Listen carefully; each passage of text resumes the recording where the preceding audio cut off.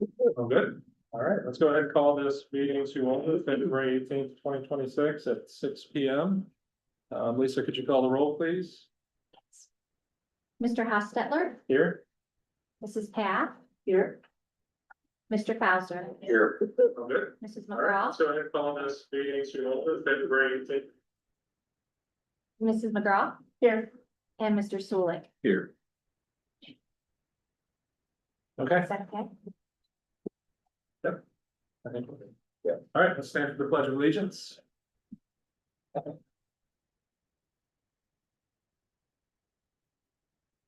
Pledge allegiance. To the flag of the United States of America, and to the republic for which it stands, one nation, under God, indivisible, with liberty and justice for all.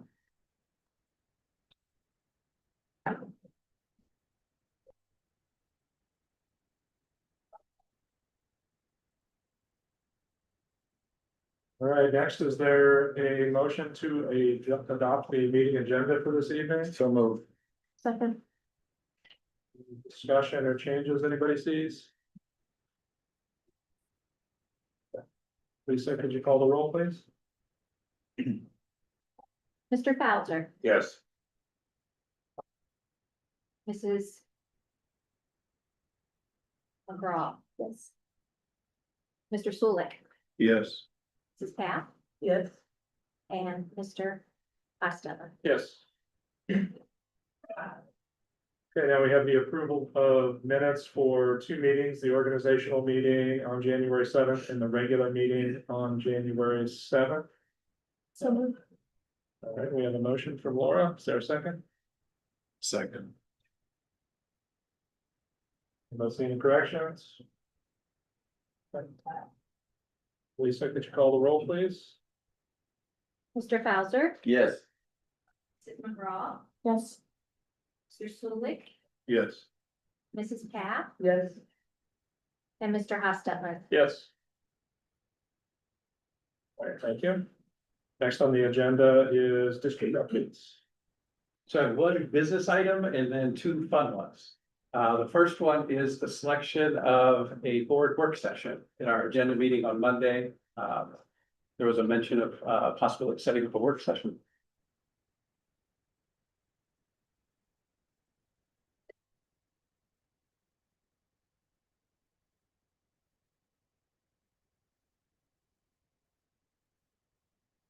So I know we were potentially waiting on some things to be available for that. Was there, we talked about on Tuesday, I don't remember what that was though. There was some information. We moved the facility planning list discussion. We're gonna move that to March when Okay. Mrs. Kendrick can be here. Okay.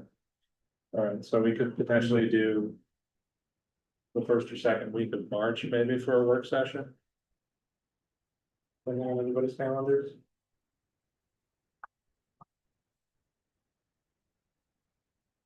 And if I may ask, please, the work session would be earlier, in a similar time slot as this.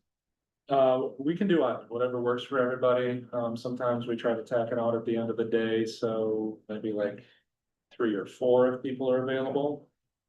Otherwise, we could do an evening, but just depends on what works for everybody. So, I have a late evening commitment, so earlier okay, on a Monday, okay, specifically earlier would be better for me. okay.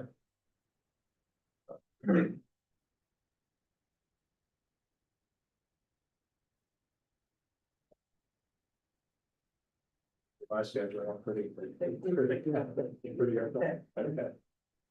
The second week looks a little bit better for, Does it? Okay, because the first week's pretty busy for me. Would it be worth doing it like from 3 to 6 on the same day as I'm working? It's 18. Too I have a meeting until 3 o'clock that day. I mean, I could do. Start at 3:30 potentially. On that day. What do you guys think about that? Or is that too long of a meeting for everybody going 3:30 to potentially 7 or 8? Break for dinner. Oh, you're providing dinner, is that what you said? Yeah, I figured with as much money as McGraw has, she can cover everything. All right. So 3:30 Wednesday, March. No, sorry, I'm out of town that week. Oh. That made it nice. Did the 11th work at all? Moving it up a week before that Lisa said was a little bit clean. March 11th. So Wednesday. Good no dinner. Earliest I could do on March 11th would be 4 p.m. Look, my schedule's the problem, sorry. I'll get it to you. That time and day work for me. 4 p.m. on March 11th. Fine for me. All right, where?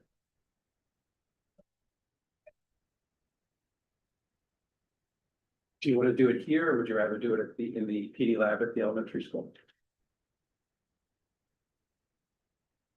If this is available, if we're not conflicting with anything, I think here would be better, just in case anybody from the public wants to attend, they know we're at the regular location. Sure, I'll double check that.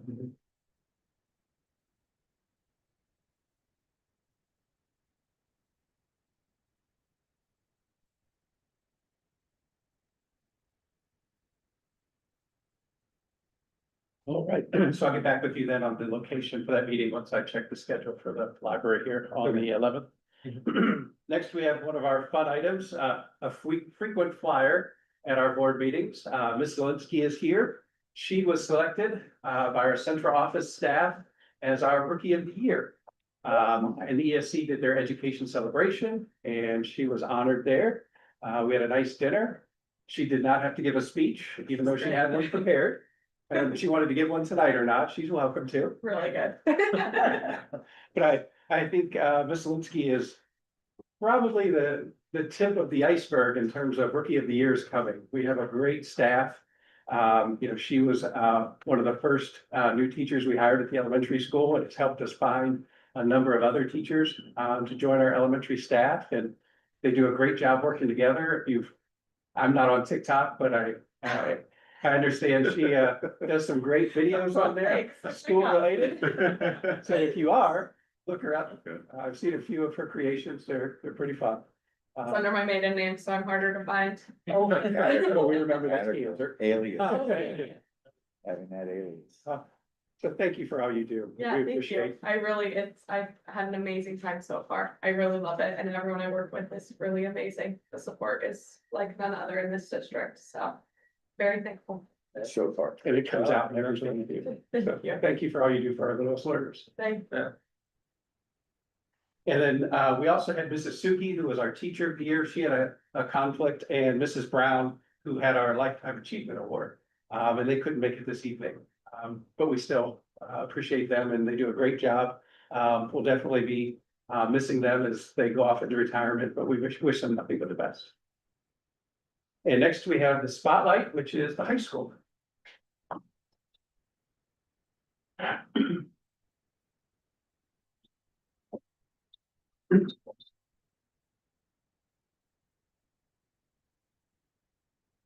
Good evening, everyone. Mr. Budd is a little speaking shy, but my wingman's gonna take care of the technology for me, so. I'll speak, but nobody wants to hear me. That's what he says, so. I was telling Mrs. Pickwick when we came, I like the things that Mr. Budd says. Always has a great perspective sometimes that I don't, so. It's nice that way. So, spotlight on the high school. We were here back in, I think, October. That's when we were here last. So we have all the way from Thanksgiving until now to cover. Normally the high school goes a little later in the year, but we ended up here a little bit early, so we don't have all the senior stuff that you might be used to seeing at the second spotlight for the high school during the year.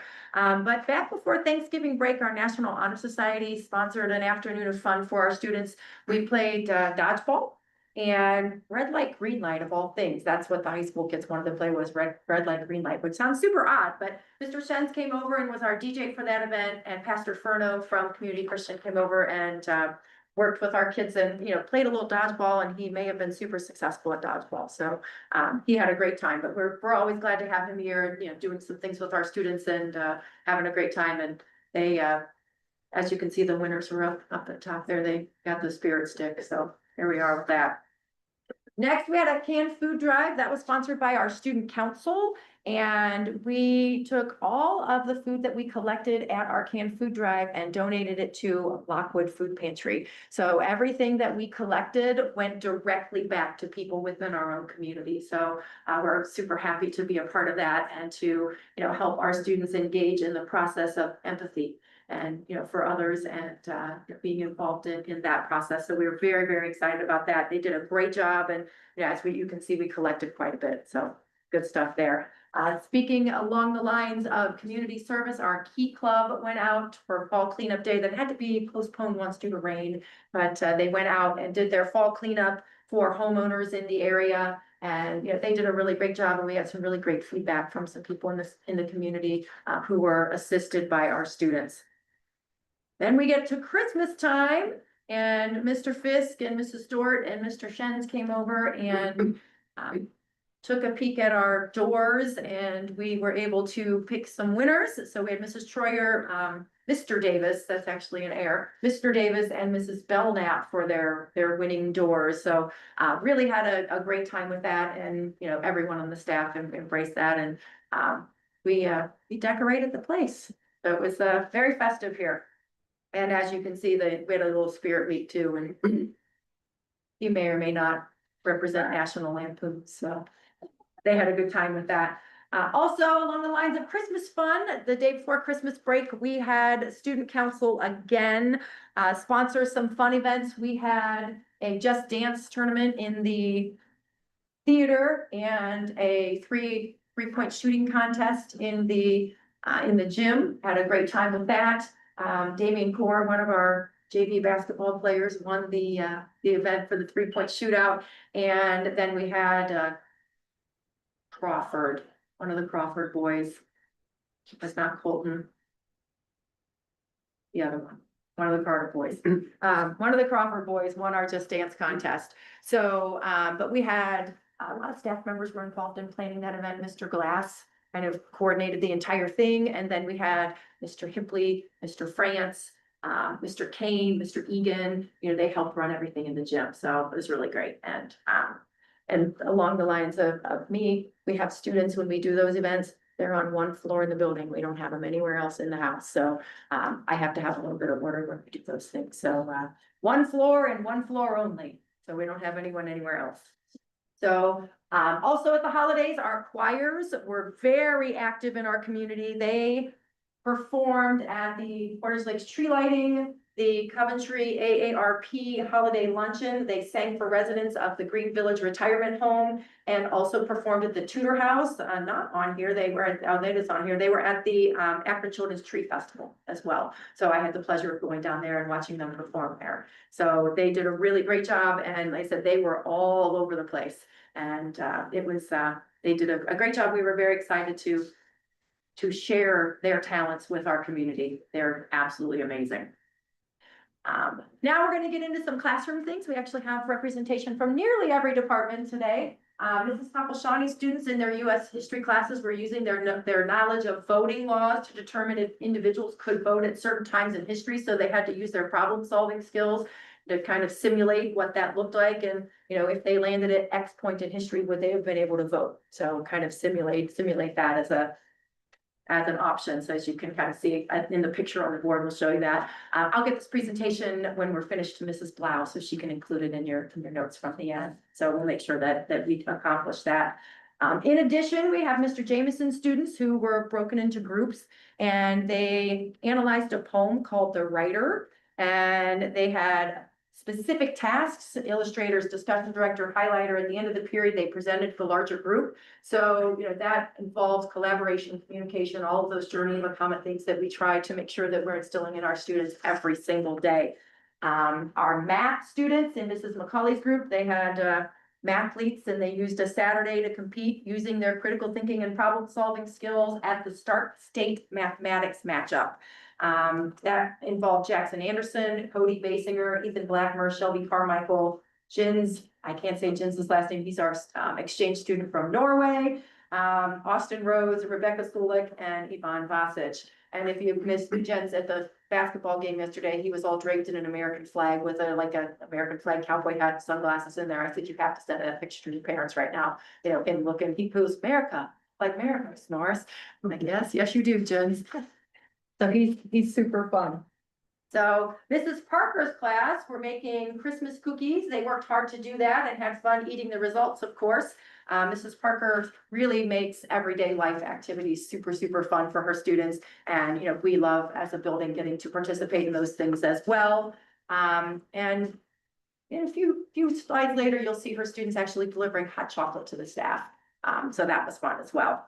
Then we get to science and Mrs. Zajac students. They became full-on sensory explorers as they rotated through hands-on lab stations to test their vision, hearing, balance, touch, taste, and smell. They collaborated with their partners, compared results, made surprising discoveries, laughs along the way, especially during the taste and smell challenges. I actually got invited to the classroom for that lab. They had a ball with that. They had so much fun. So, I'm walking through trying to figure out what the world is going on in here. It's so loud in here. They were having an amazing time learning, some great things about science. So problem solving, critical thinking, using those hands-on experiences here.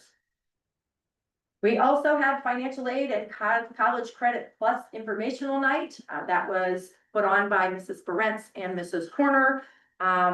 Making college credit plus available for students in grades 6 through 11, obviously if they qualify to do so. And we shared the information with our community how students can qualify for college credit plus.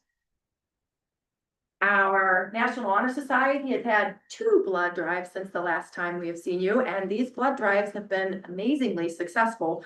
Amazing what kids will do when someone is going to give them a gift card. So they got a gift card from the American Red Cross to donate blood, and we had like 47 students donate blood this last time around. So we were very, very successful. And, again, keeping with the journey of a comet, empathy, being able to allow our students to do that. So very excited about that. They did Mrs. Brown and National Honor Society put that together and they did a really nice job. And the next one is the treat where we got hot chocolate delivered to us. They took orders and they delivered hot chocolate to us on one of those really cold mornings. Had a great cup of hot chocolate delivered to my office by Miss Brielle. So that'll make your day anytime better for sure. Along those lines, we also had student council and a fundraiser bring the Tom's coffee truck here. So students were able to go out and get a coffee during their advisory and lunchtime. They had a line the entire time they were here, and we sold them out of a lot of things. So if we sold coffee here on the daily, we would make a nice chunk of change, that's for sure. Green doesn't. Green has a coffee bar. Yeah, let me tell you, that's smart. That is smart work, because they come in here with the $5 they spend at Dunkin' every day, I'll tell you that. I was at Green when they had the coffee bar. Yes, Spent a lot of money at the coffee bar. I bet you did. I bet you did. We need one of those. I might spend a little too much money at the coffee bar if we had one though. We also have our music department, Gage Hamrick, Xander Snyder, and Josie Brown were auditioning, and they were selected to perform with the University of Akron's Ohio Band Director Conference Honors Band in December. That's a mouthful. They joined 70 other high school students from throughout Ohio to prepare a concert, and in 1 day of rehearsals, they have 1 day of rehearsals before they perform with that group. So super proud of them and their efforts as well.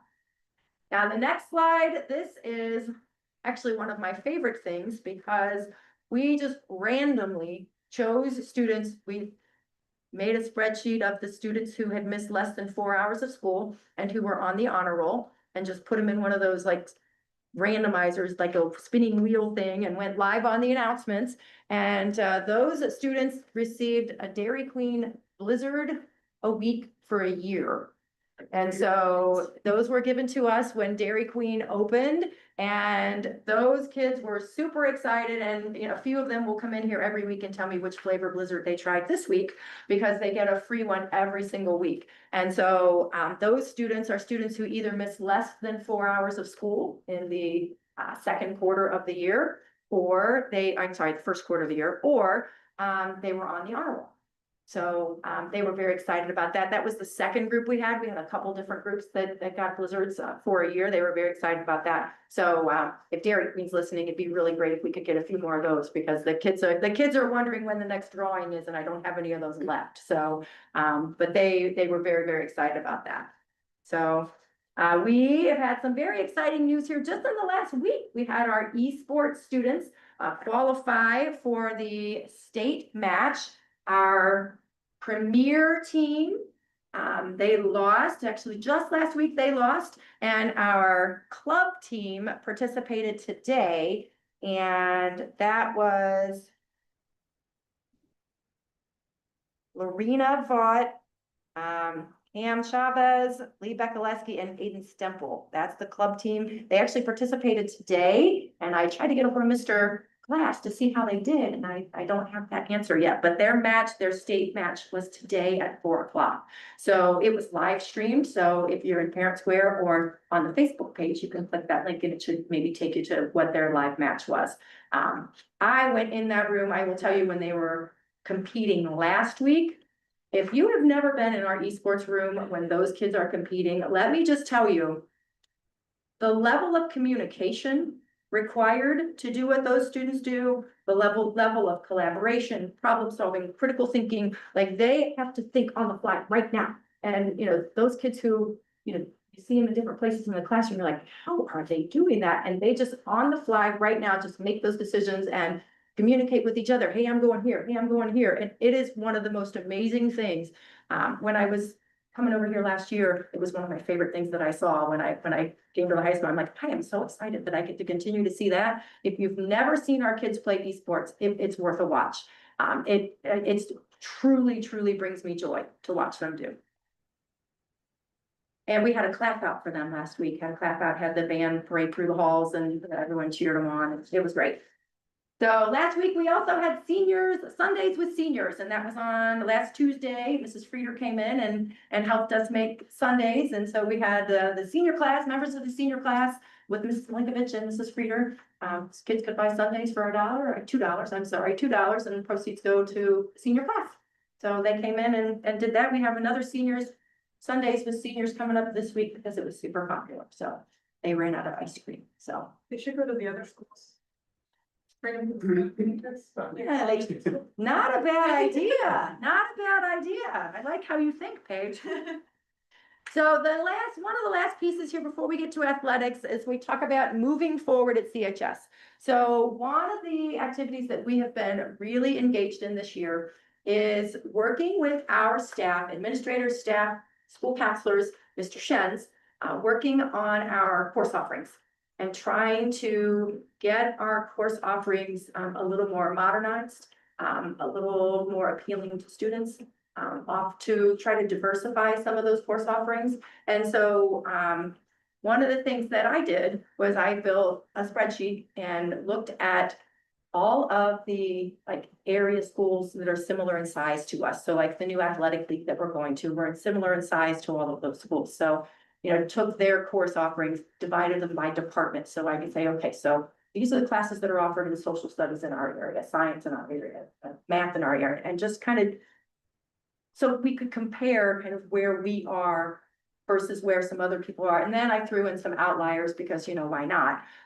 You know, the outliers like reading, for example. Now, obviously, we're not going to be able to offer the same types of things that they're offering in reading. They're much larger and have a greater resource pool than us for sure. But just to kind of see what they're doing, just to have that outlier out there. So threw in a couple of those just for fun, but also had those schools that are similar in size to us. So then we engaged the departments, Mr. Budd and myself engaged the departments in working collaboratively together as a staff to determine, like, here we are as a department here. So this is what Coventry offers. This is what's being offered in your department and other places. How can we utilize our current existing staff and their talents to diversify the offerings for our students? And what would you offer? What would you want to do? You know, what are within your qualifications? And just to try to get them thinking, you know, outside of the box and doing some of those things. So we have engaged our staff in that, and also engaged our staff in something even more exciting, is how can we utilize our existing staff and have our staff become credentialed to teach dual certified courses. So students can take classes here at our high school and not have to go to a main campus at the university and earn high school and college credit at the same time with our staff, people that are already here. So we are in process right now, working with both Kent Stark and the University of Akron. Having our staff members apply, the ones who have some of those credentials, having them apply so they can be adjunct status at those institutions, so we can offer those courses here. And so looking to try to offer maybe 1 or 2 next year and then just kind of see where we can expand from there. But, utilizing the existing talents of the existing staff that we have. So trying to take what we have and just maximize the potential of all of those things. So very excited about that. And so we are looking at some new course offerings for next year. We're gonna float them out to the kids and see what they think. Right? They may sign up for them, they may not. We'll see, but we definitely think they're a little more exciting than some of the things that we currently have that, maybe are a little bit outdated. So, one of those things would include, a class in AI. That's actually with a group that Mr. Shenz has found that, we have a staff member who will be working with AI for Youth, and they offer like all the curriculum, all the things involved in that and the teacher training that goes with that. They take care of all of that. So it's not something that's gonna be like a cost to us to do. In addition to creative digital design, sports history, introduction to the stock market, forensics, robotics.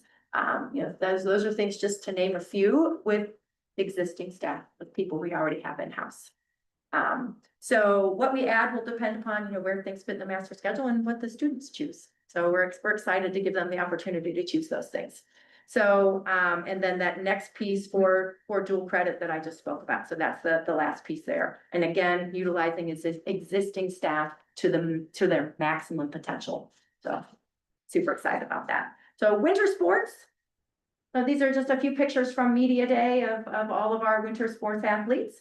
And we get to some accomplishments of our winter sports people. Bowling, Aiden Jensen is the MAC Player of the Year on our boys bowling team. Our Coventry boys bowling team advanced to the district tournament by placing first at the sectional tournament. And they play Friday morning? Friday morning. They play Friday morning up in Lorraine. They play Friday morning up there. So Friday, I think they start bowling at about 10, I think, on Friday morning.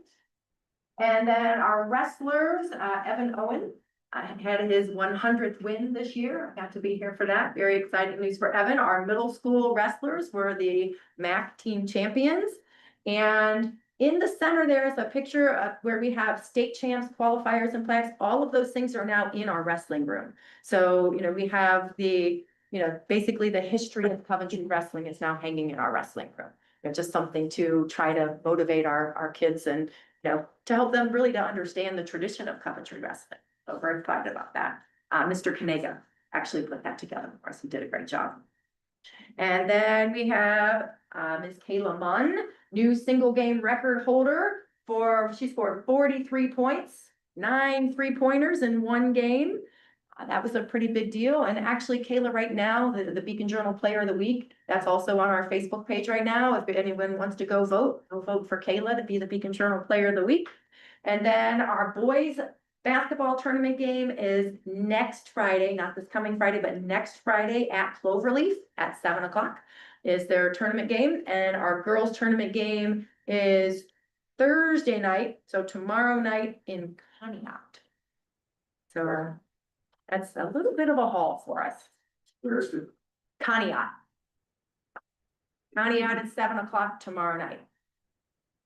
Yeah, poor Mr. Bogus has to go to Conneaut tomorrow night at 7 and then bowling Friday morning in Lorraine. So Mr. Bogus will be the world traveler for the week.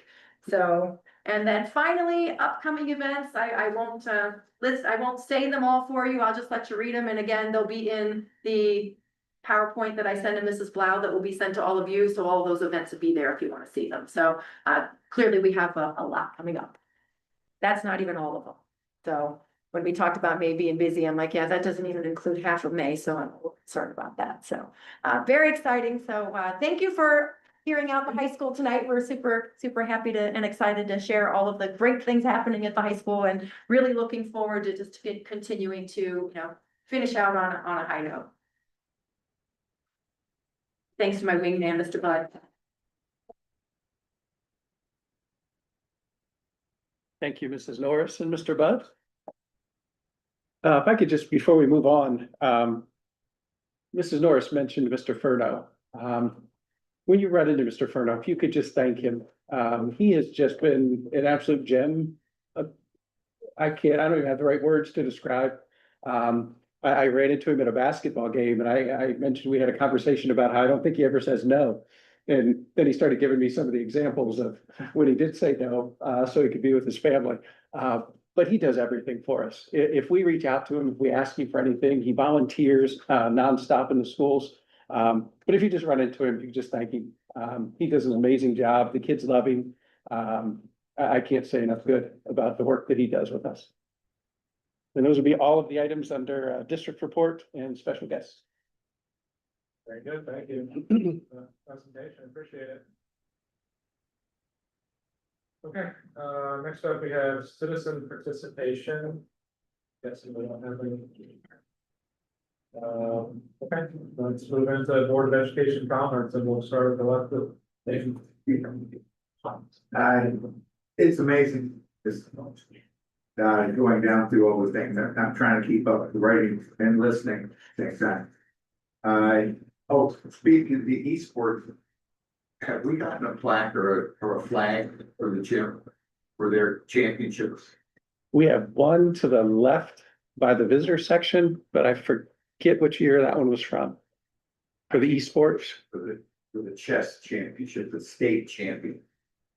Yeah, chess, what, 3 years now? It's a Mr. Glass thing. What league are we in now? Are we still in the Metro, or we're going to be in the Metro? We've gotten the Metro, we're in the Pac-7. So Yes. great segue. I didn't bring that up, but we are in the MAC currently for the rest of this year. And then we transition to the Pac-7 in every sport except football next year. Next year in football, we're independent because of the way the schedules went when we joined the Pac. You may have, I'm sure you saw the news or on social media, that Fairless and Tuslaw notified the Pac-7 that they're leaving to form a new league. I think we've been talking about Pac-7 teams and districts since a week ago Thursday, when the news hit. We have a meeting tomorrow at Canton South between all the superintendents, high school principals and ADs, so that we're all in the same room to discuss either adding 1 or 2 schools to the Pac to replace Fairless and Tuslaw. But as a group, we're still excited about the Pac-7. It's still a great fit for us. And the initial conversations, I think, will bring in 1 or 2 schools that'll still be a great fit for us. Well, I come up with the locker room talk, and they were talking about Canton South was one of the teams trying to go somewhere else. But then the Metro has Cuyahoga Falls coming in, Talmadge coming in, and also Kent Roosevelt. yes, Kent Roosevelt. And so they've got work coming in. I don't know if they're larger or better. We need to find a spot for us, and to write with Tuslaw going and Fairless going. I was thinking after seeing a couple of those games that were in. But we'll see what happens. And it's just like the college level where we have teams that are, you'd never guess, would be the Big 12 and go into the SEC type of thing, but it's all money there. I don't think it's a money issue at this level. So, yeah, I just trying to keep up with who's got the coat on shelf and who's got the field there. National Honor Society, great deal with the blood drive. I remember speaking there on a couple of those back in the day, and the college credit. Those are good things they do here.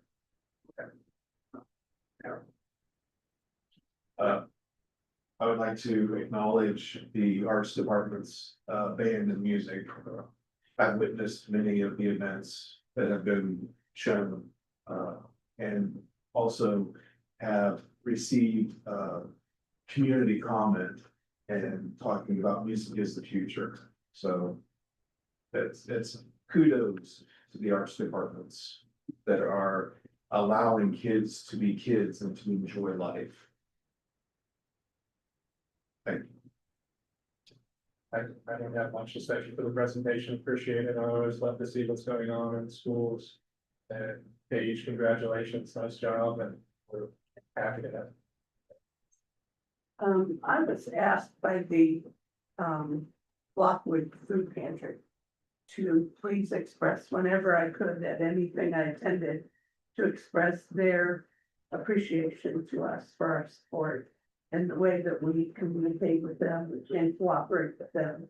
I don't know how many of you know, but person in charge of that is Leslie Hart, who is Leslie Mashburn Hart, and that's a familiar name in this community. But she is really thrilled with the cooperation in Coventry schools, and they have quite a big group of families that they're serving. They have over 200 usually every time that they pass out food.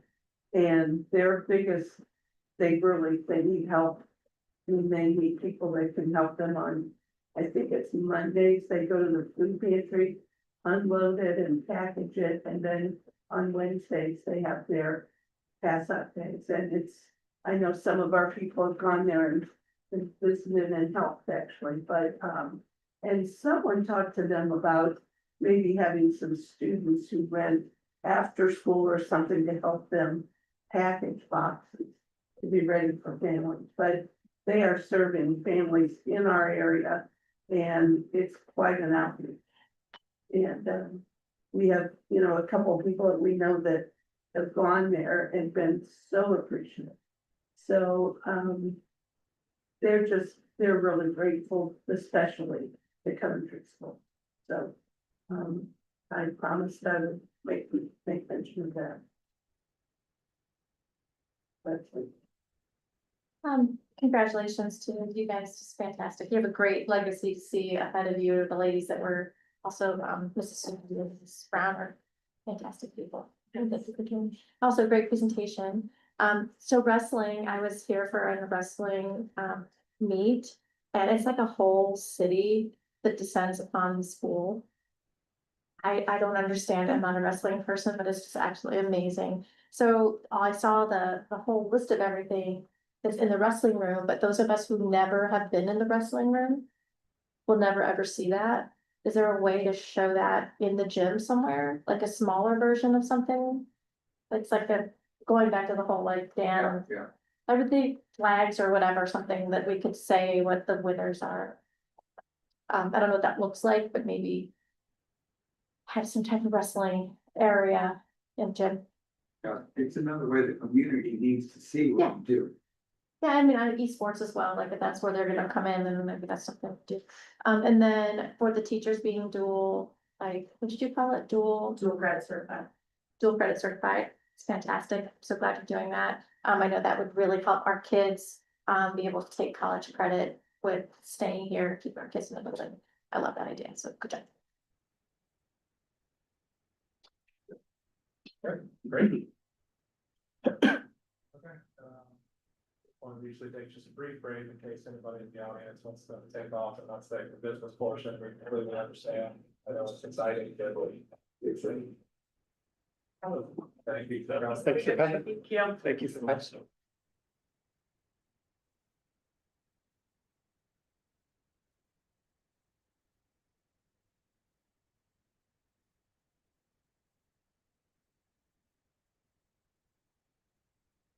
We've been doing superintendent recommendations, please. Number 1A, recommendations. Number 1, employment for after-school tutoring. It's recommended the board approve the following individuals to be hired for after-school tutoring and test prep at Coventry Elementary School. The goal of this program is to prepare students for success on the state achievement tests. And as a reminder, this is paid through our Title IV funds.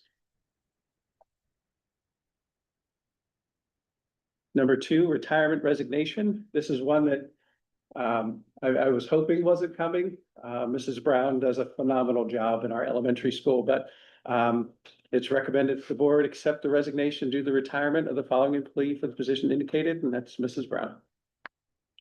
Number 3, supplemental coaching contracts, 25-26. It's recommended the board grant and or reissue the following supplemental coaching contracts for the 25-26 school year per exhibit S1. Non-staff contracts are contingent upon receipt of a clear record of the required background checks. And the new staff on that list would be the baseball staff. It was, as you remember, we hired a new head coach, Mr. Snyder, and he's put his staff together. Long-term substitute, it's recommended the board employ the following as a long-term substitute for the 25-26 school year at a rate of $110 per workday. Long-term substitute pay is based on actual days worked, and that's for Mrs. Souza, who will be finishing the year for Mrs. Tucker, who retired. And those are all of the items under personnel certified. Okay, a motion to discuss those items?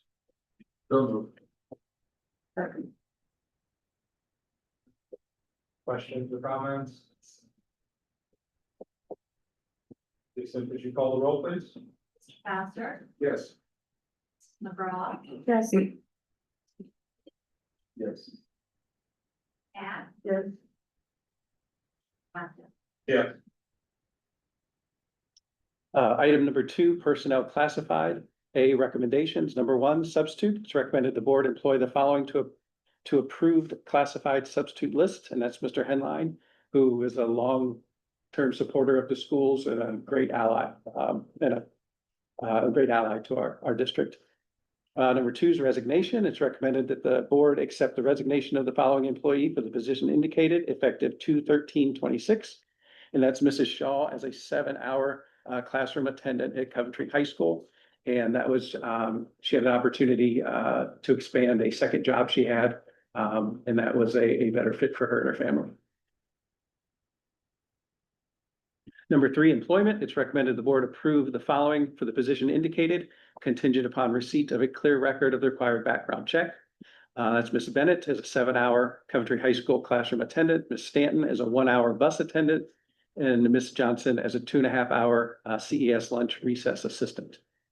And those are all of the items under personnel classified.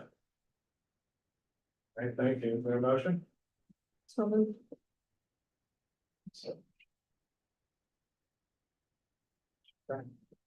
Questions? Discussion on those? Could you call the roll, please? Yes. McGraw, Yes. Pruitt, Yes. Pat, Yes. and Mr. Hostel. Yes. Number 3, other business items, A, recommendations. Number 1, contract Ohio School Council. It's recommended the board approve a contract with the Ohio Schools Council, OSC, not to exceed $500 for their auction services to facilitate the legal disposal of previously declared obsolete vehicles approved by the Board of Education. Number 2, an agreement with ALCO. It's recommended the board approve an agreement with ALCO to strip, refinish, and repaint the gymnasium floor at CMS for a cost of $11,999. Number 3 is agreement with NeoNet. It's recommended the board approve an agreement with Northeast Ohio Network for Educational Technology Service for upgrades to network infrastructure at Coventry Elementary and Coventry Middle School for a total pre-discount cost of $358,868. And please note that there's an additional note there about possible offsetting of that cost using E-rate funds. Number 4 is an agreement with Delta Industrial Painting. It's recommended the board approve an agreement with Delta Industrial Painting Company to clean, prep, and paint the external building areas of CES and the gym ceiling, stairwell, handrails, and awning posts at CMS at a cost of $80,000. We had initially looked at these projects separately, but we found if we put them all together, we got a much better price. So we packaged them together as part of the RFP process. And I'd like to point out that our plan is to do the painting before the finishing of the middle school floor. Number 5 is an agreement, College Credit Plus. It's recommended the board approve the agreement with the following to provide College Credit Plus courses to eligible Coventry local students. One thing I would like to point out is these are the 3 schools we've used traditionally over the years, but pointing out the rates at the bottom. Not only is it an advantage to have our staff teach our students and keep our students here, but it's also cheaper for the district if our staff teaches these courses compared to the kids leaving or doing them remote learning through the colleges. Substantially cheaper, as you can see. Number 6 is Ohio High School Athletic Association. It's recommended the board authorize membership in the Ohio High School Athletic Association for schools under its jurisdiction.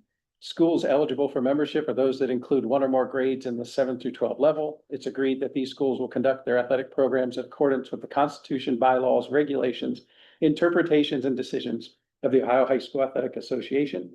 This resolution shall remain in effect for the 26-27 school year.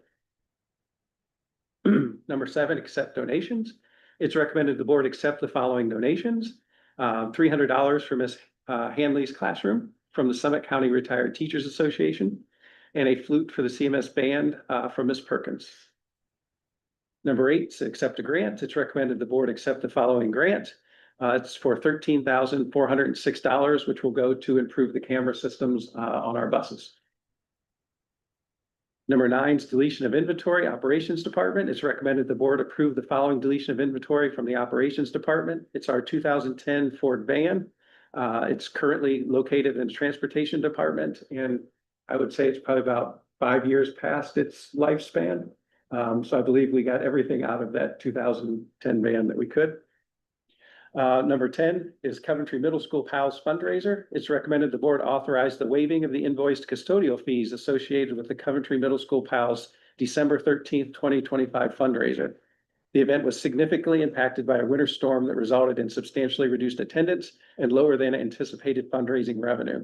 The PAL organization volunteers organized the event in support of our students, and the circumstances affecting turnout were beyond their control. And those are all the items under other business. Thanks, George. There a motion? Oh. I'll second.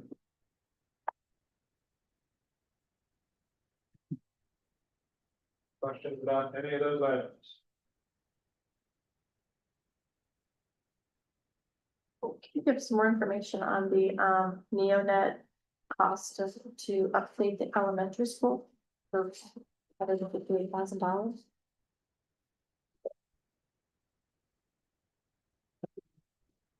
Elementary and middle school, right? Yes, it's our switches, our servers. If you remember, we did the same thing here at the high school last year, and this gets all of our buildings back up. Unfortunately, I would love if this technology and infrastructure lasted longer than it does, but unfortunately, it becomes obsolete faster than we would like it to. Does this put all of the security on the same feed? This would support the IP security cameras because it's our infrastructure, our network. So it would, in a roundabout way, support those, but it's not an upgrade of the, particularly of the security. Does improve cybersecurity though. Allows us to upgrade the software associated with firewalls, protections, and that within those equipment devices. Great point. Thank you. Former tech director, I should have just deferred to Mrs. Blau. So we do get about 80, something crazy like 80% reimbursement rate on those. So while the Different portions of, different one, yes. while the sticker price is $358, in the notes here it says all shares get the approximately $100,000.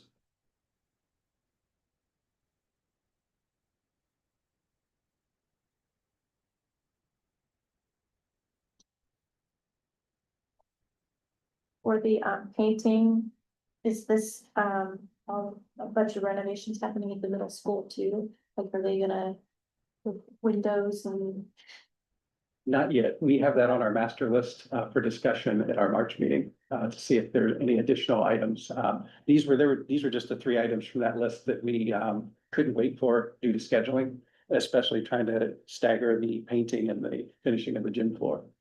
But that item is on there. This will be just for the painting of the inside of the gym itself, where all the paint's peeling on the ceiling, where it's terrible, and then fixing up some of the walls.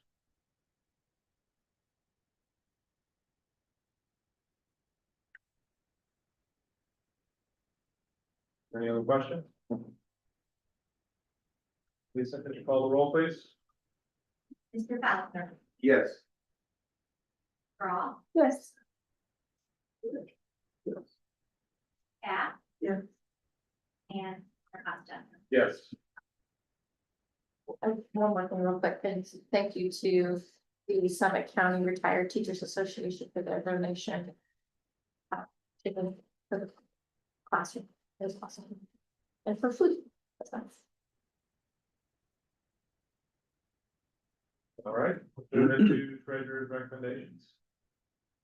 Thank you. This evening, we have several financial items on the agenda. Item 1, it is recommended that the board approve and place on file the December 2025 financial report per Exhibit T1.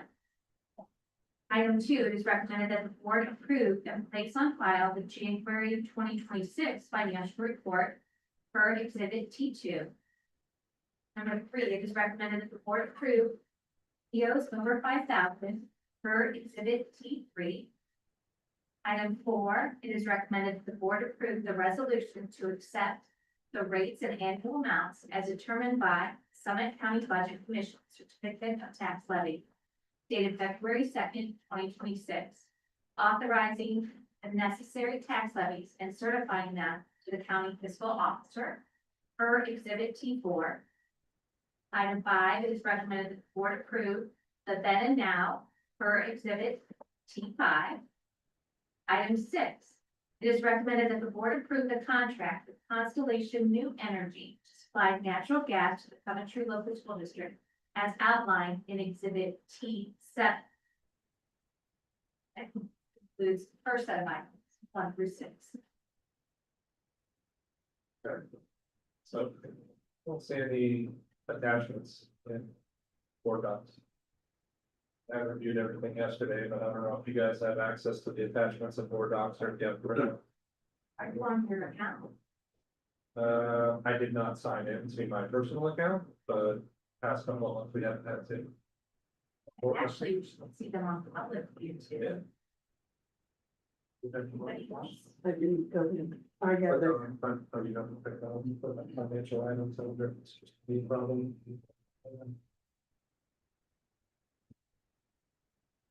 Scroll down.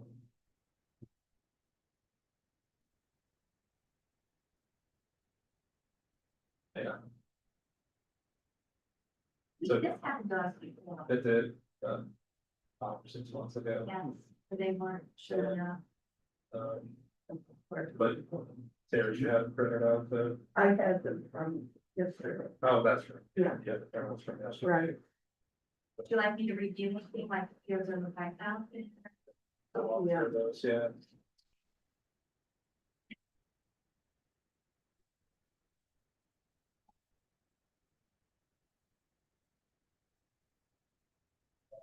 Well,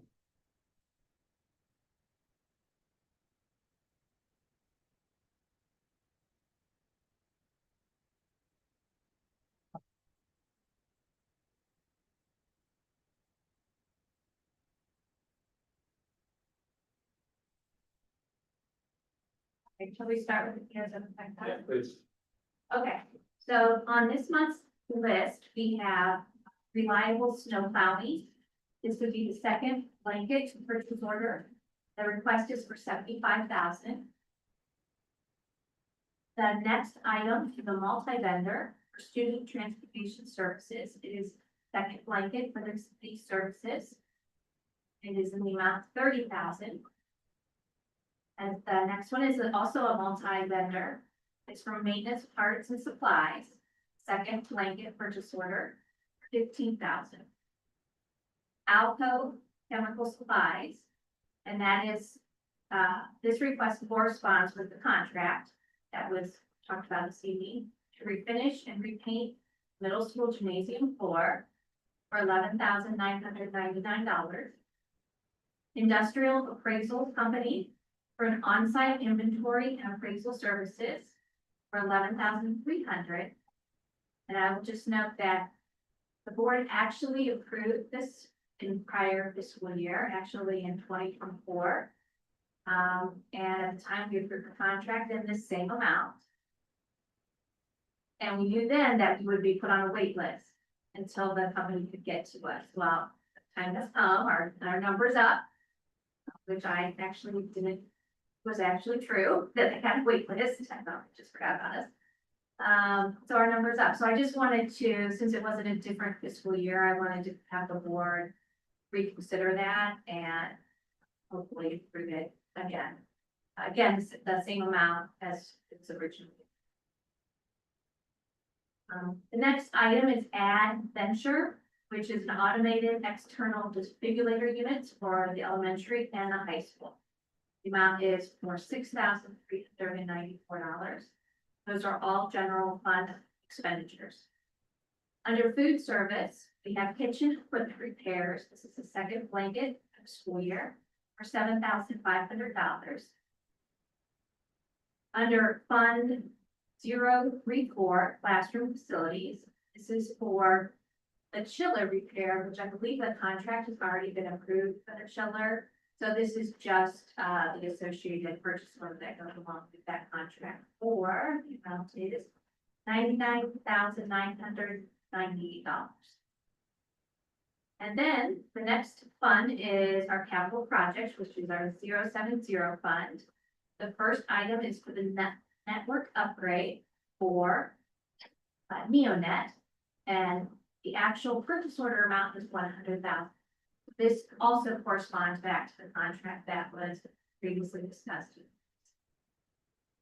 The next item is for Delta Industrial Services painting project that we just discussed for $80,000. And then the last fund, an item this evening, is a student managed fund, which is Fund 200 for Cedar Fair Festival of Music. This is for the Coventry Middle School Band and Choir Field Trip for $8,076. And that concludes it, but that's a total of $445,267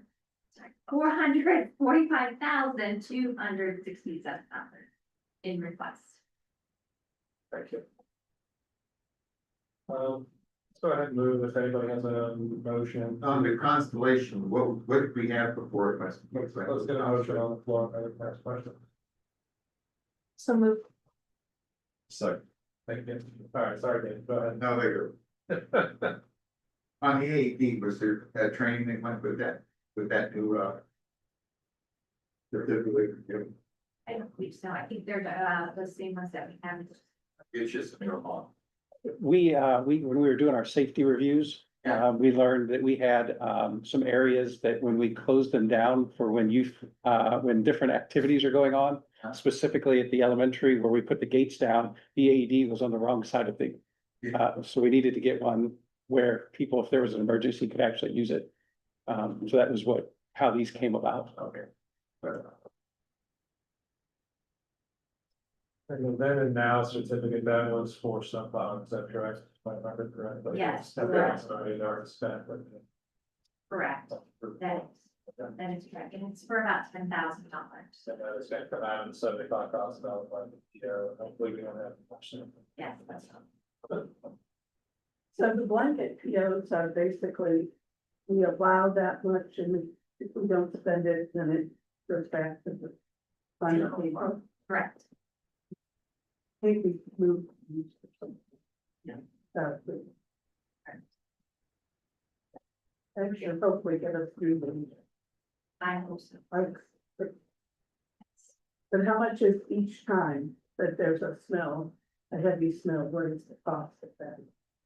No, it varies, depends on how many times they come out and push and then how many trucks they bring. So it's a lot.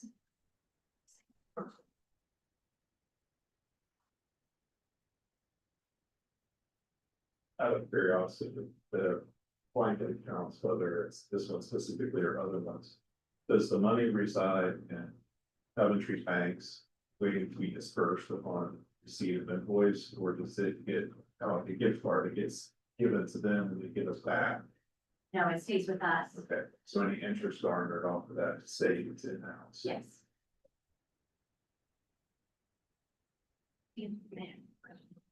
Yeah, I feel like I interrupted. The Constellation, we picked them up. Who did we have before Constellation? Actually, we had Constellation. It's our contract, is coming to an end.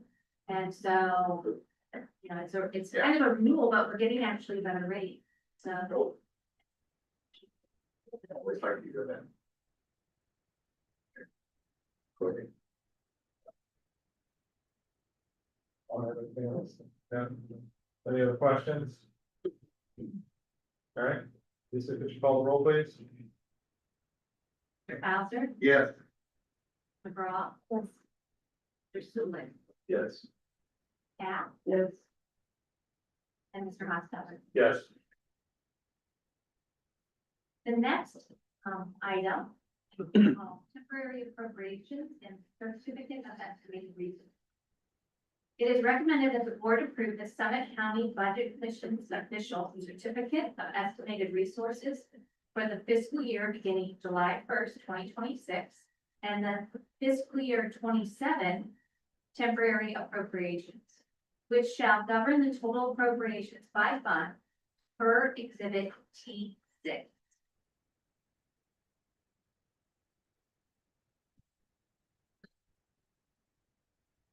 Okay. Is there a motion? So moved. Second.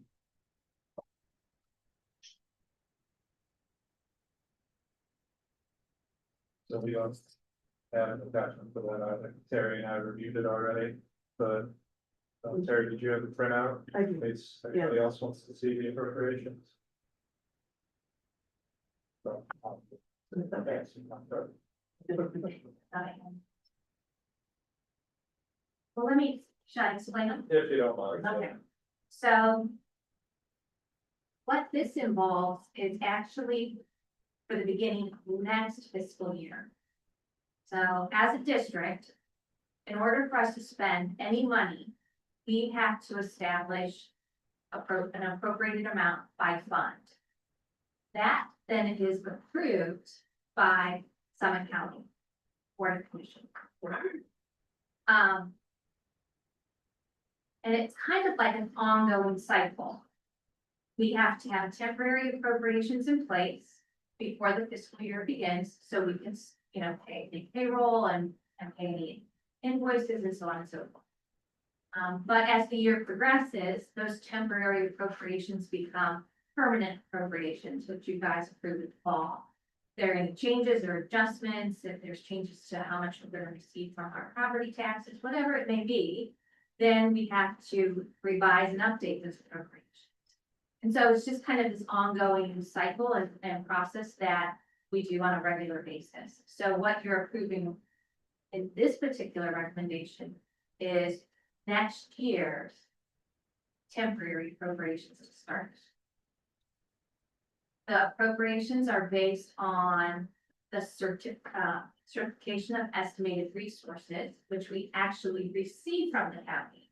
And so it kind of, like I said, it's just an ongoing process where we, maintain communications regarding where we stand with our funds, how much is spent, how much we expect to receive over the next year. And that's a necessary part of our spending and financial planning.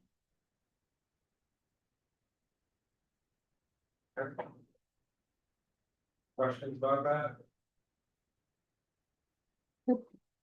All right, go ahead and call the roll, please. Mr. Bowser, Yes. Mrs. McGraw, Yes. Mr. Sullivan, Yes. Mrs. Cap, Yes. and Mr. Hostetler. Yes.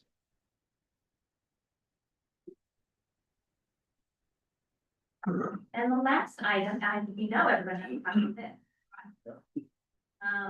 It is recommended that the board approve the financial forecast associated notes and authorize its submission to the State Department of Ohio. State Department of Ohio. As detailed in Exhibit T8.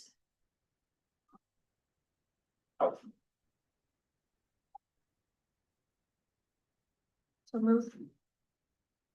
I'll second. And I'm prepared to kind of go through a little summary. Yes. Please do. Yes. All right, so this evening, what you have in front of you, the first item is really just a board brief, this is what I'm gonna walk us through. So I'm gonna set that up to the side. For the second, I'll identify the other items for you. The next is the actual copy of our forecast and the numbers. They are as they stand today. The green forecast is just a copy of October's report for you to have there, if you'd like. And then the last document, the official notes and assumptions outline. That outlines every line item in the forecast itself. That's about a 20-page document that will hopefully provide enough background and information regarding each item and the amounts that are within the forecast itself. So if anybody is interested or curious, they can go to these documents and understand why the numbers are what they are. But instead of reading that entire forecast in the notes to you, I prepared a little brief summary of some of the key areas for us to look at. So if you have your forecast handout handy and the summary, that's probably be the best way for us to go. So I began with kind of a position of strength. You know, at this point, the district's financial outlook for the immediate future is very positive. I believe that we have maintained a very disciplined approach to expenditures, spending, and planning, which has allowed us to get to this position. In particular, one thing that I'd like to highlight is the retirement of 2 of our debts. Our house bill loans at the end of last fiscal year, which was just over $900,000 of debts that we retired. I think contributes greatly to our current position and our future stability. By doing that, the all general fund debt is now off the books. The only remaining debt we have is the bond for the construction of the high school. And that will be due, or that will be finished in 2048. That's when I'm retired. So, Unless somebody wins the lottery. So I think at this point, we have a very strong financial foundation, and we're working very well through proactive management strategy. Some of the top fiscal indicators I've outlined for you in the summary sheet. The first one being the beginning balance of fiscal year. At the end of fiscal year 25 last year, you may recall, we had a lot of uncertainty regarding finances. Like, what were the legislative changes? How are they going to impact our district? Were they going to take money back from us if we had too much in the bank? And so on and so forth. There was so much going on. It was very chaotic and uncertain. And we made some significant adjustments in the way we approached the management of our funds. So for example, we established 2 funds, actually we have 3, but the most significant ones are the Termination Benefits Fund, which is Fund 035. And what we did there is we put aside about $587,000 to make sure we had enough money to pay for upcoming retirement requirements and contributions for those processes. Instead of that being a part of a general fund expenditure, it now has a dedicated fund to manage those costs. In addition to that, we set aside, we established $1.9 million in the capital improvement projects fund, the 070 that we discussed a little bit earlier. And that now will become kind of a resource for us to do significant projects or repair needs that need to happen that are only really like one-time expenses, not ongoing expenses and repairs for big projects that come up and that need to happen. But the nice thing is it will not, again, impact the general fund, those expenses. Those 2 have helped us to establish our beginning balance for this fiscal year which was 10.5 million to begin. Another top fiscal indicator is our projected operational growth in spending is well below, the projected inflationary growth with a 1.47. So this is operational growth as far as non-personnel expenditures go. I mentioned the general fund debt and us retiring all our general fund debt at this point. And when I say that, I'm talking about long-term debt, not necessarily, the lease of copiers, which is a 5-year lease. That is technically debt, but that's not what I'm referring to when I say English long-term debt. This year's over under fiscal year 26 over under, which is line 6.010 on your forecast. That's a big line for us and for every school district, because that is the line that tells you how good you're doing within a fiscal year. And so my goal as the treasurer is always to have a positive fiscal year. Even if the forecast looks great and strong and you have a positive balance, which, you know, is really relatively new for us in Coventry schools. That's wonderful, but that's your cash. That's what you depend on to function and operate. You want to still make sure within a school year, in a fiscal year, you're maintaining your spending levels, that they do not exceed the revenue for that.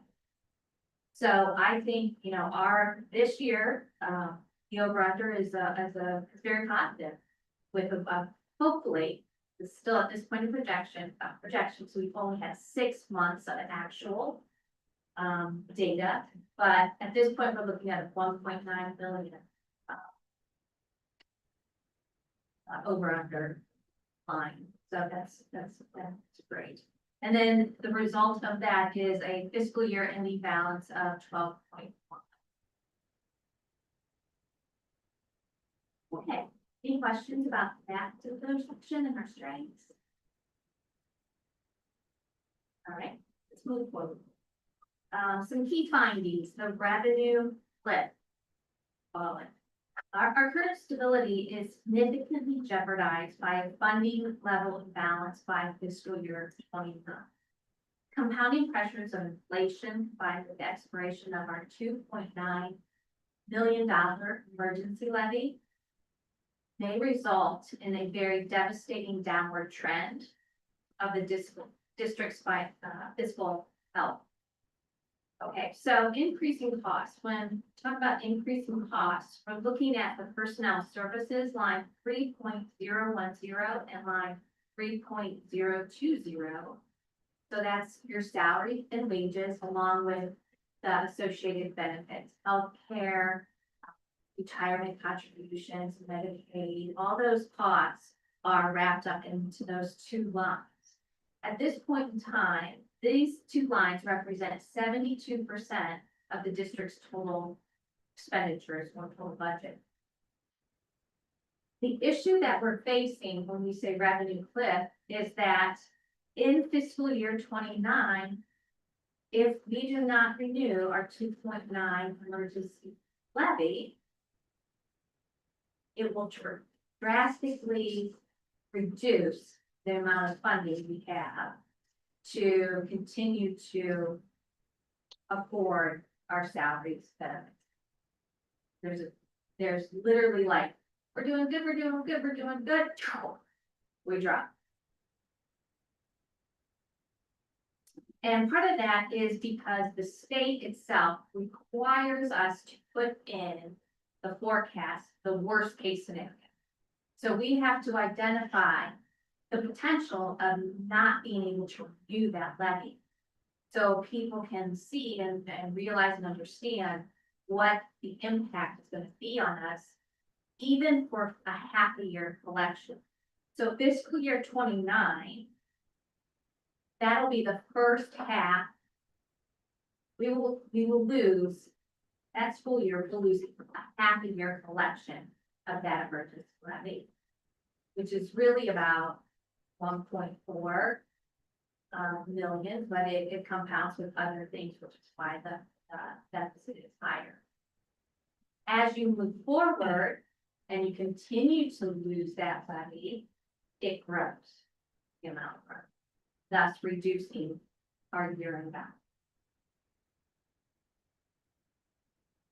Okay, so on your handout, I have a couple of things. One, the first chart to the left is the fund balance for certification of appropriations. I've outlined for you what every fiscal, those should be fiscal years, not out. Should be 2026, 2027, 2028. And the projected year-end final balances without renewing the levy.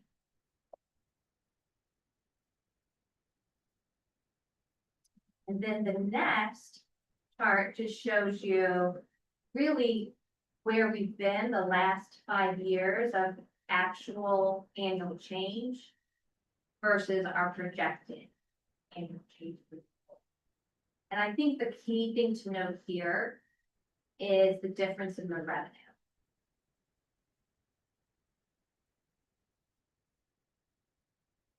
Okay. Next page.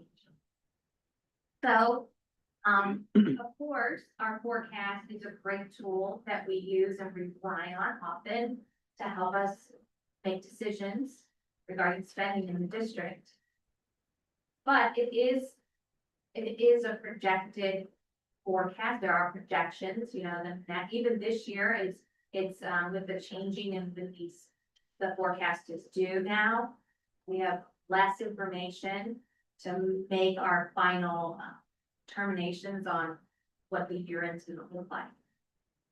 But with that, there, you know, are risks and uncertainties. With us right now, what I've outlined for you are those areas that I think are potentially the most impactful to the district right now. And the number one area has to be all the changes with the House bills and legislation right now, and how those changes will ultimately impact property taxes, the collection of those property taxes, and what districts, and particularly Coventry schools, will or will not receive. So here's kind of a little summary of that, all those put together. So there's revenue caps with House Bill 186 and House Bill 335. These laws now cap property tax growth at the rate of inflation. And so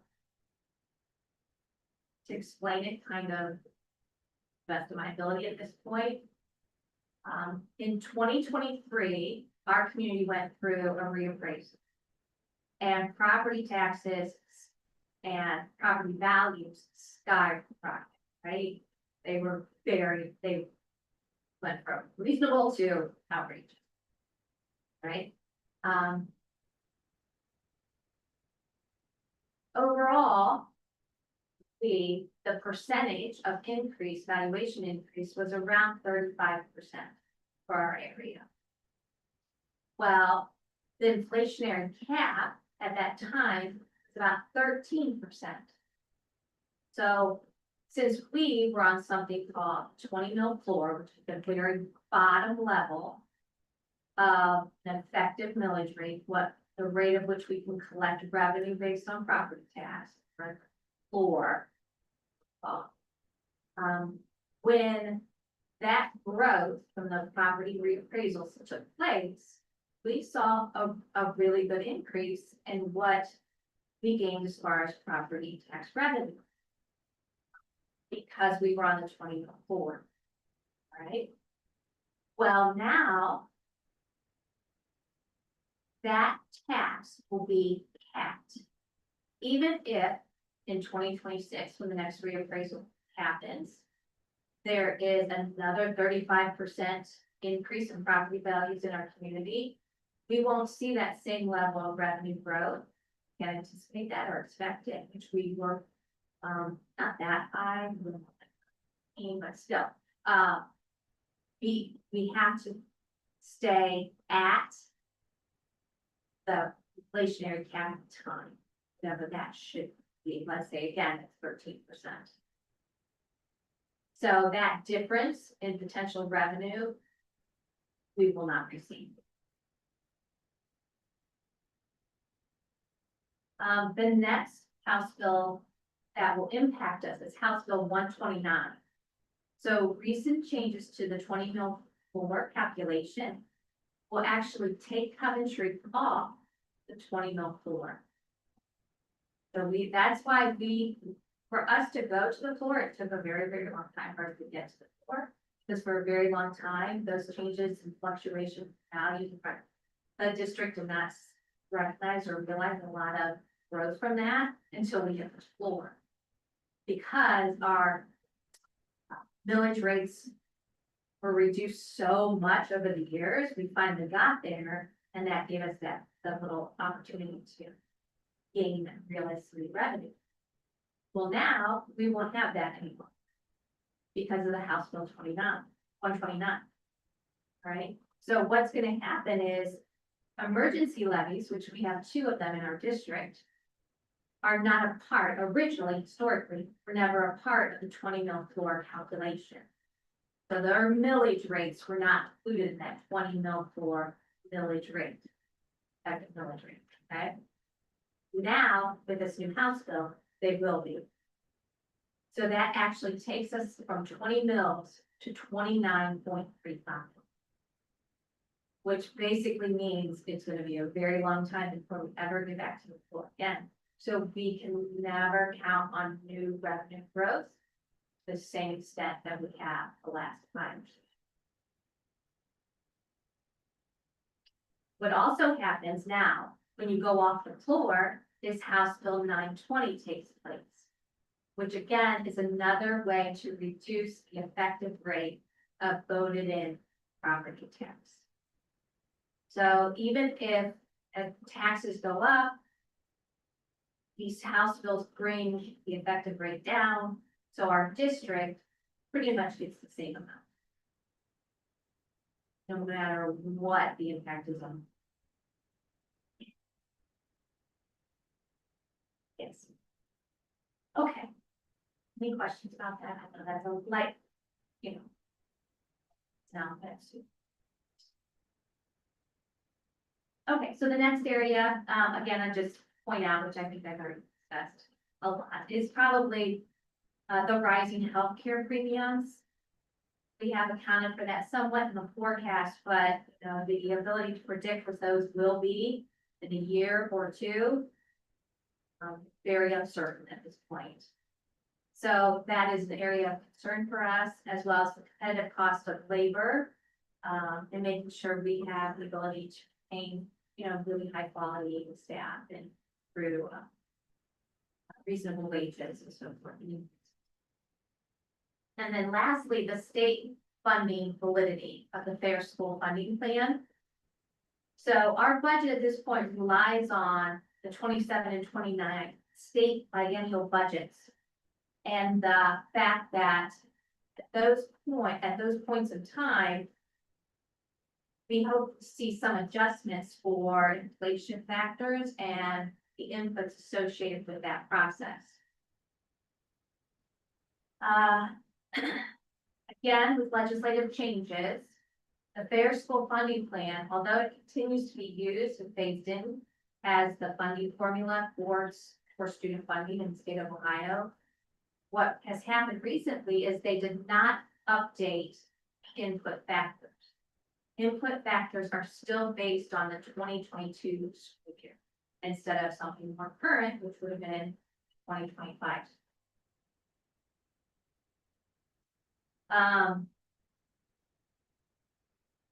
Now, an interesting aspect of this for Coventry specifically is that Coventry is on the funding guarantee or guaranteed funding. It's transitional aid. And the reason why we're on that funding is because when they went to the Fair School Funding formula for student funding in Ohio, there were some districts where it was not beneficial for them, did not help them. We were one of them. It actually hurt us financially to move to this new formula. model. So they put in place this transitional aid, which is called, is referred to as the guarantee, to ensure that school districts did not lose money from that point in time, the transition happened. So for us, it was fiscal year 21, I think, the year, calendar year was 2020. So our funding is still based on the 2020 calendar, which is good and bad. One, bad because it's 2026, and good because we're not going to go below that. We need the guaranteed funding to survive and operate. If anything at all should happen to that funding, we could potentially be looking at closing doors and coming. That's how heavily we rely on guaranteed funding at this point. There has been some talk about reducing the funding 5%, 10% over the course of the next few years, but that has not resurfaced lately. Just wanted to bring it up. We're discussing the forecast and all these other little fun potential. So the chart up above, it's going to seem kind of backwards, but is how the House bills, what their current state is, the projected loss of revenue that we will see due to those changes that we believe will happen.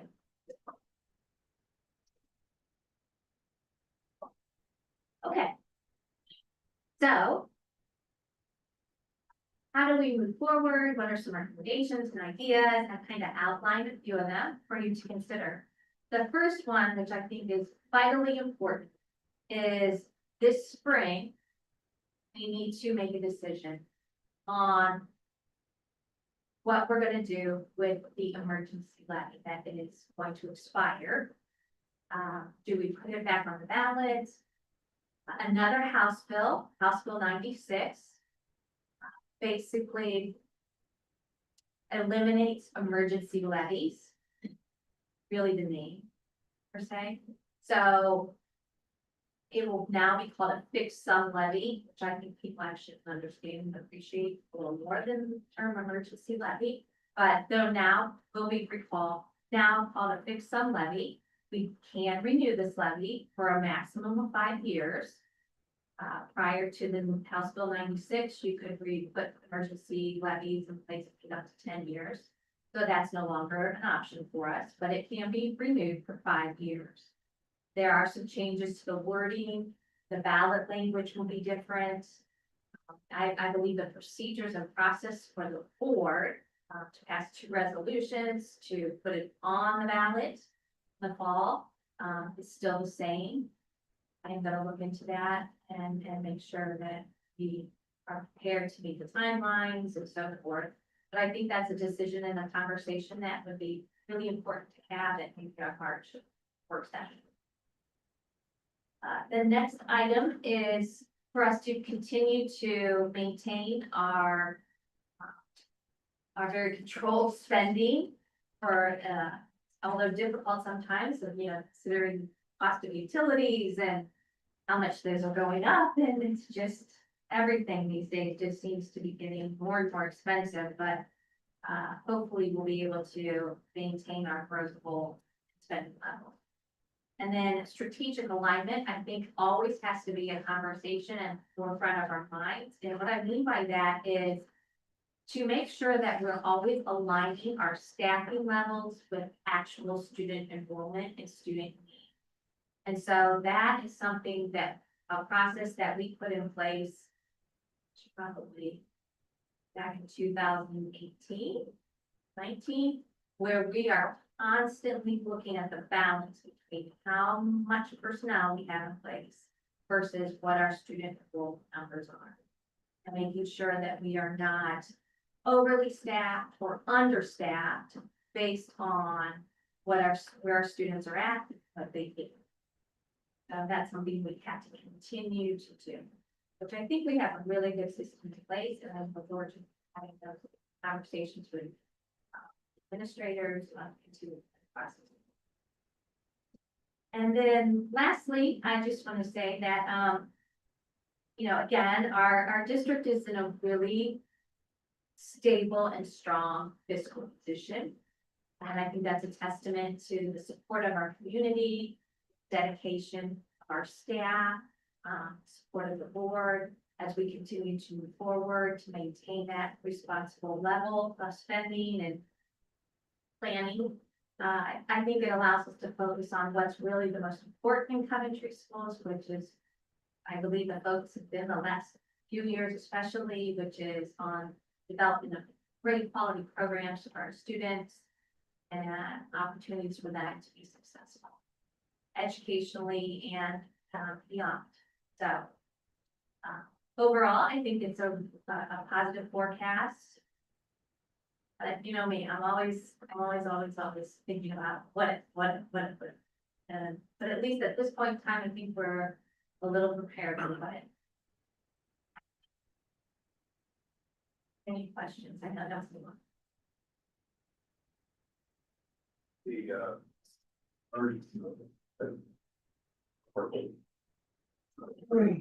Or potentially be discussing the already to placing on the ballot for public considerations. You also talked about the guarantee funding and Mike Wood's also guarantee funding goes away. Repercussions may be large and hard. Is the guarantee funding reliance upon guaranteed funding more or less than 2.9? Emergency level? If It's a great question. Off the top of my head, I would say they're almost equal. okay. At this point. But as we move forward, the guarantee funding increases. So as we move forward out, and the part of the reason for that is our state share decreases. So for example, this year, I'm gonna talk general numbers. But this year, let's say it costs $8,000 to educate a student in Coventry. We receive $1,400 from the state for that cost. In addition to that, we receive guarantee funding, which is over $2,000. So it's providing more than what the state formula provides for that student. Yeah. So I think the question was that you would really enjoy if the community saw the investment into the student population by the passing bill for student levy on the ballot, that would be an investment into the children. Yes.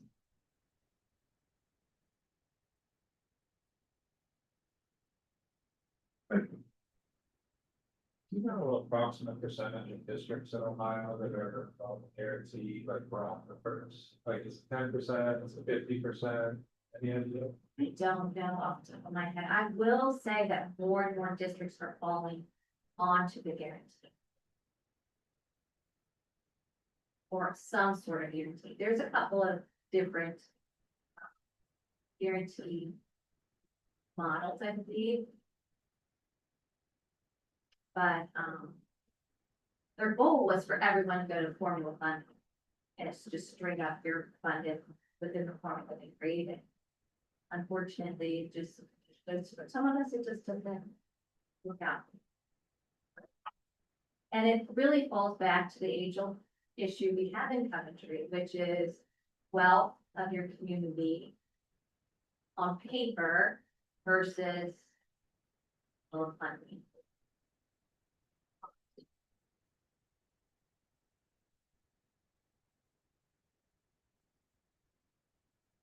And just one other item I wanted to highlight for you in case you question it or want to know what's happening is, 3.040, which is our supplies and material line item. For fiscal year 27, you will see that there is a significant bump, about $300,000 increase over this year's cost or amount for that, and that is because of the planned textbook adoptions and potential security system software, stuff like that, we have to, it's based on where we are in cybersecurity.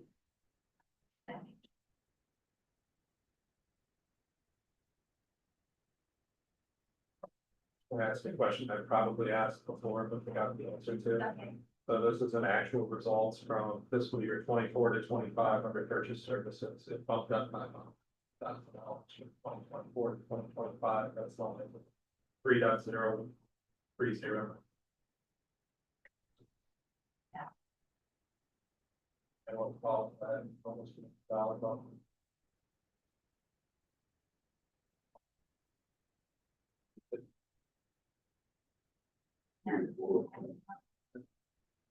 I don't know, I'd have to go back and look and see what we do. Yeah. You can just follow up. I'm curious about that because if it's like whatever happened, we're carrying forward throughout the rest of the forecast, right? All the rest of the forecasted years, we're still at that elevated level. So I'm just curious what that is.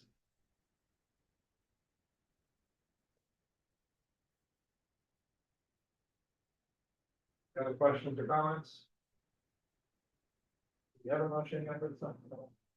We did have a motion from Laura himself. And we just are ready to vote it. Oh, right. Well, if there's no other questions. Hold on, please. Mr. Bowser, Yes. Ms. McGraw, Yes. Mrs. Pat, Yes. Sulik. Yes. and Mr. Costa. Yes.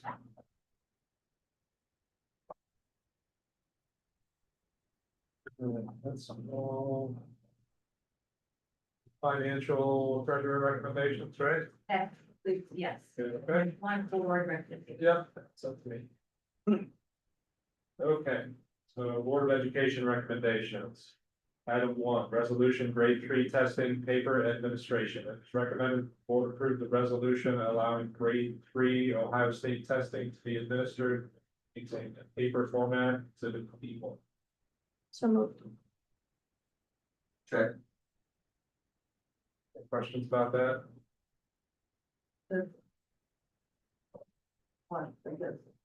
Why, George? Why we do it? Yeah. I rarely give the legislature a pat on the back, but in 2018, this was one we'd give them a pat on the back for. What it does is it eliminates the technology issue in the testing. So prior to 2018, we were putting these young learners on, different devices. And we felt as educators that they're focused more on typing and manipulating the computer than they are on actually assessing what they know. So everywhere I've been since 2018, this has just been a fantastic idea. And pat on the back to the legislature for listening and giving us this option.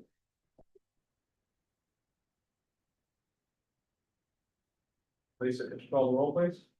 Mr. Bowser, Yes. Mrs. McGraw, Yes. Mr. Sulik, Yes. Mrs. Pat, Yes. and Mr. Costa. Yes.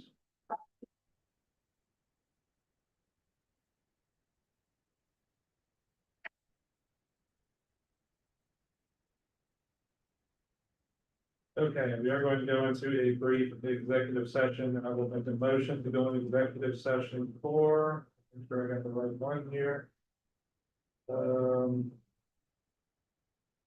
Preparing for conducting reviewing negotiations or bargaining sessions with employees.